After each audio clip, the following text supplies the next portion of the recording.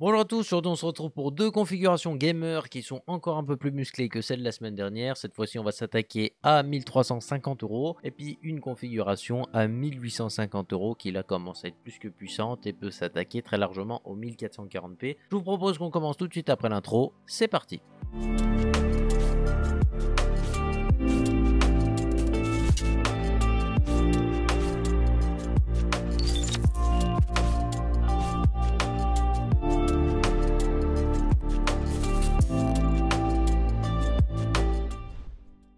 Tout de suite avant qu'on commence, je tiens à préciser que si ce format te plaît, n'hésite pas à mettre le petit pouce RGB parce que ça fait toujours plaisir, à t'abonner si c'est pas encore fait, puis activer la petite cloche parce qu'on fait souvent des configurations. Et puis en ce moment, je compte reprendre un petit peu puisque les cartes graphiques commencent à redescendre en prix et ça devient plutôt intéressant. Avant qu'on commence également, je tiens à préciser que tous les liens qui sont dans la description sont des liens affiliés, donc si jamais tu as envie de soutenir la chaîne, n'hésite pas à y passer par là parce que ça fait énormément plaisir. Ça m'aide à acheter du meilleur matériel et à augmenter la qualité de mes vidéos, donc si vraiment t'as pas du tout envie de participer à tout ça, tu peux encore une fois acheter là où tu veux, tu es libre de faire ce que tu veux, mais si jamais tu as envie de soutenir tout ça, sache que tu peux le faire via ces liens. Je vous propose qu'on commence directement avec la config à 1350 € et dans cette configuration, qu'est-ce qu'on retrouve? Alors déjà au niveau du processeur, on va avoir le i5 12400F, l'excellent, le nouveau, le tout dernier, qui est plutôt intéressant. On va avoir ici 6 cœurs 12 threads qui sont largement assez performants. Il met une claque au 5600X d'AMD qui était révolutionnaire avant qu'il ait un prix exorbitant. Le petit défaut de ce i5, c'est qu'il va nous forcer à prendre une carte mère un petit peu chère malheureusement, mais il fait très bien le boulot. Pour le gaming, il est juste parfait parce qu'il permet de supporter des cartes graphiques qui sont assez grosses et en plus ça va être pas mal pour l'évolutivité puisqu'on va l'équiper avec une carte mère qui va vous permettre de mettre des processeurs un peu plus gros par la suite si jamais. Justement, en parlant de la carte mère, qu'est-ce que je vous ai mis? Je vous ai mis une B660 Gaming X qui est une excellente carte mère de chez Gigabit, une gamme qui loupe très rarement surtout chez Intel. Cette fois-ci vous allez avoir énormément d'évolutivité, 4 slots de RAM, vous allez avoir des M.2 en veux-tu en voilà, vous aurez même pas assez de lignes PCI Express pour tous les exploiter avec une carte graphique, on va dire ça comme ça. Donc voilà, des VRM qui sont costauds, mais comme c'est une B660, on s'en fout un petit peu, mais ça reste important quand même si vous voulez mettre éventuellement un i9 non overclockable dessus. Au niveau de la connectique, tout ça, cette carte mère vous offre vraiment pas mal de choses, elle est plus qu'intéressante pour son prix. Au niveau du kit de RAM, je vous propose ici encore une fois du Ballistix, excellent kit de RAM de chez Ballistix en RGB, c'est celui qui est juste derrière moi dans le PC, on le voit un petit peu vite fait. Voilà, il va avoir un très bel éclairage qui fait pas mal d'effets sont possibles, et puis j'ai envie de vous dire que le seul truc qui vous limite, c'est le logiciel de votre carte mère. Sinon, ça reste vraiment un très bon kit de RAM et c'est plutôt cool. C'est une mémoire qui est capable de supporter des gros overclocking et puis si jamais vous comptez pas overclocker, il est bien refroidi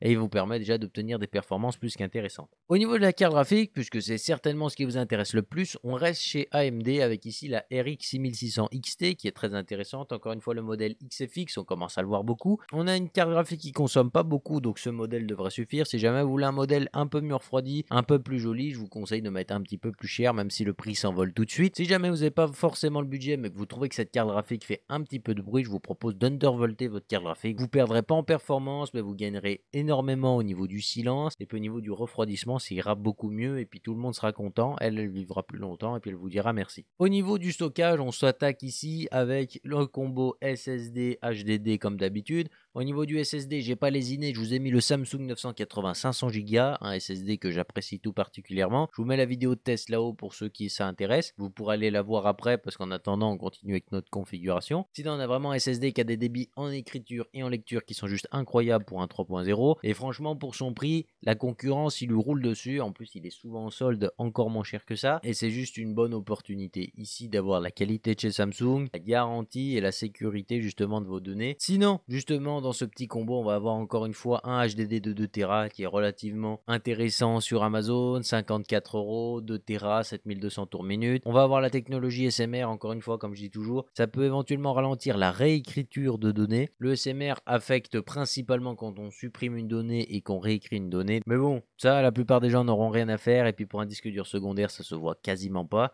Donc voilà, il n'y a pas vraiment de problème. C'est un disque dur qui fait très bien le boulot, surtout pour son prix. Pour alimenter tout ça, je vous propose une alimentation qui est juste exceptionnelle, qu'on présentera un jour sur la chaîne quand j'aurai décidé de me motiver, on va dire ça comme ça. On va avoir la Seasonic Focus GX 550 qui est une excellente alimentation, 80 plus Gold, garantie 10 ans, full modulaire. Vous avez le choix de la mettre ou en semi-passive ou en active. Donc en gros, en active, le ventilateur tournera tout le temps. Dès que la charge est suffisamment faible pour ne plus avoir besoin du ventilateur, elle décide de le couper. Ça vous offre un silence total. Ça peut être intéressant dans certains cas, mais il y a d'autres cas où c'est moins intéressant. Voilà, ça dépend de votre utilisation. Si jamais vous trouvez que l'alimentation chauffe beaucoup, n'hésitez pas à appuyer sur le bouton à l'arrière et puis elle se remet à tourner. Sinon, c'est du Seasonic, donc il n'y a pas de problème en allume, quoi. C'est le Lianli Lancool 205 moyenne tour, et du coup, qu'est-ce qu'il vous offre? Il vous offre une façade en mèche plutôt intéressante, des ventilateurs adressables RGB qui font plutôt bien le boulot, et puis Lianli savent construire des boîtiers, donc normalement vous devrez avoir des matériaux de bonne qualité et ça reste plutôt pas mal. Pour son prix, il est plutôt intéressant. Je pense qu'il va avoir un bon airflow et ça c'est plutôt cool. Si jamais il y en a qui ont envie de refroidir leur i5 12400F un petit peu mieux qu'avec le ventirad de base, ce que je comprendrais totalement, je vous ai mis un petit ventirad qui peut être sympathique et qu'on a présenté. Bon, on a présenté la version AMD que je vous mets juste là. Mais sinon, c'est le Arctic Freezer 35 qui est juste un excellent ventirad adressable RGB qui plaira à beaucoup de gens. Il coûte environ 45 € si jamais la version adressable RGB ne vous convient pas. Vous pouvez vous orienter sur la version CO qui va être tout noir ou carrément la version classique qui va avoir un ventilateur tout blanc. Voilà, et vous allez gagner environ 10 €. C'est vous qui voyez, mais moi je trouve que personnellement l'adressable RGB de chez Arctic rend pas mal, surtout sur ce ventirad. Et puis vous aurez des excellentes performances pour refroidir votre i5 sans trop de problèmes. Maintenant qu'on a fait le tour de cette configuration à 1350 €, qu'est-ce que je peux vous proposer?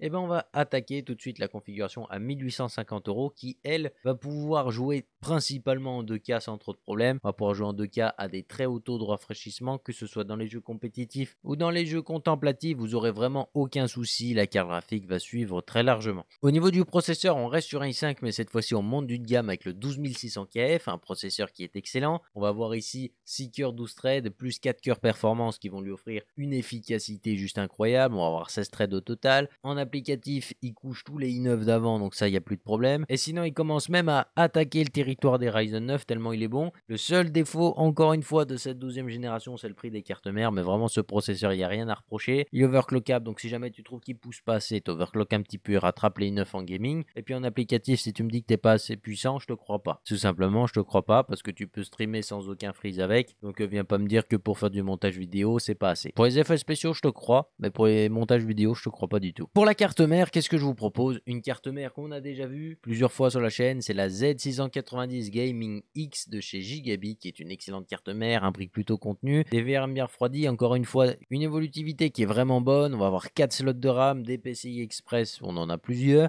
et puis on va avoir des M.2 qui encore une fois sont suffisamment nombreux pour vous couper toutes vos lignes PCI sur la carte mère et le processeur. Je vais vous dire que côté évolutivité, vous êtes plus que bien. Et en plus de ça, vous permettra d'overclocker sans trop de soucis votre petit i5, donc c'est juste parfait. Pour refroidir justement ce i5, qu'est-ce que je vous propose? Je vous ai mis le MSI Mag Core Liquid C240 qui est dédié justement à cette génération LGA 1700. Donc normalement il est prévu pour un refroidissement optimal. Mais encore une fois, les excellents ventilateurs de chez MSI qui malheureusement à vitesse maximale, comme à peu près tous les ventilateurs, sont juste super bruyants. Mais sinon au niveau du RGB, il n'y a rien à dire, c'est vraiment de l'excellente qualité. Vous pouvez y aller les yeux fermés. Normalement ils ont corrigé le petit problème avec la pompe. Donc d'après eux, il n'y a plus de risque. Maintenant je sais pas. Vous verrez. De toute façon, ce genre de radiateur avec la pompe intégrée au milieu, il n'y a que qui font, et ça je vous y conseille d'y mettre ou en façade ou tout en bas de votre boîtier si c'est possible. Mais là avec le boîtier que je vous ai mis, il faudrait y mettre en façade, donc c'est vous qui voyez. Pour la RAM, on change pas du tout de kit, on reste sur le 3200 MHz CAS16 de chez Ballistix en RGB. Elles sont disponibles en noir, en blanc et en rouge pour ceux qui veulent éventuellement changer l'esthétisme de la configuration. Et puis sinon on a un excellent kit de RAM qui est overclockable à des fréquences très intéressantes et ça fait très bien le boulot. Puis celui qui a pas envie de mettre les mains dans le cambouis et qui trouve que le kit est très bien comme ça, d'origine il est déjà bien monté avec des latences qui font concurrence à beaucoup de monde sur le marché. Et puis on a des puces qui sont juste incroyables de chez Micron. Pour la carte graphique, je vous propose une RX 6700 XT. Qu'est-ce qui est la grosse force de cette carte? C'est sa consommation. Simplement parce que déjà elle a un prix qui est plutôt contenu, on se retrouve à 800 € alors qu'elle se trouve pile entre une 3060 Ti et une 3070. Franchement, elle est plus qu'intéressante à ce prix-là, puisque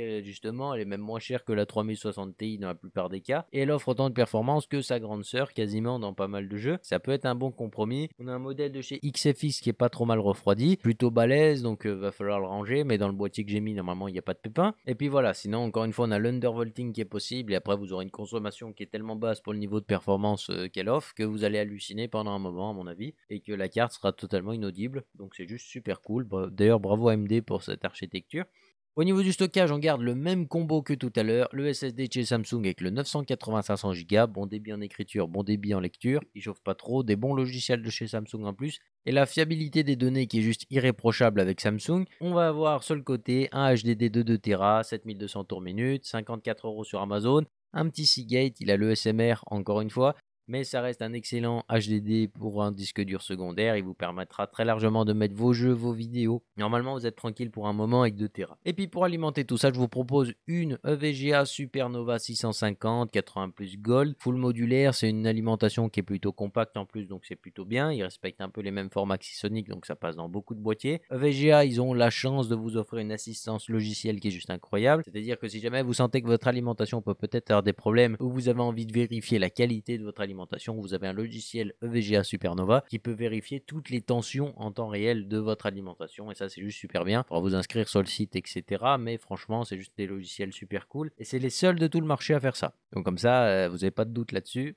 C'est pas mal. Honnêtement, pour 100 €, je trouve que c'est une excellente alimentation. Garantie 10 ans en plus, 80 Plus Gold. C'est une bonne concurrente à la Seasonic GX650 pour ceux qui veulent savoir. Et puis pour le boîtier, je vous ai mis le Cooler Master MB511 qui est en mèche avec 3 ventilateurs adressables RGB en façade, 90 €. C'est un boîtier qui est juste super intéressant puisqu'on a un très bon châssis de base avec des ventilateurs de très bonne qualité puisque Cooler Master en refroidissement, on n'a pas trop de doute sur eux. Disons des belles couleurs en plus de ça, puis c'est surtout qu'il a un airflow. C'est juste dingue puisque la façade est entièrement en mèche. Donc votre configuration va respirer un maximum. Le seul petit défaut que je peux éventuellement relever ici, c'est que on n'a pas de ventilateur en extraction, donc pourquoi pas en acheter un ou deux justement pour jouer ce rôle dans cette configuration. Ça peut largement aider la config, mais sinon tout est bien et franchement c'est un excellent boîtier que je vous recommande vivement. Donc voilà, vous avez cette configuration à 1850 € qui est terminée. Sur ce, j'espère que la vidéo vous a plu. Si c'est le cas, n'hésitez pas à mettre le petit pouce RGB parce que ça fait toujours plaisir, à vous abonner si c'est pas encore fait parce que ça fait plaisir également. Sur ce, on se retrouve très bientôt pour une prochaine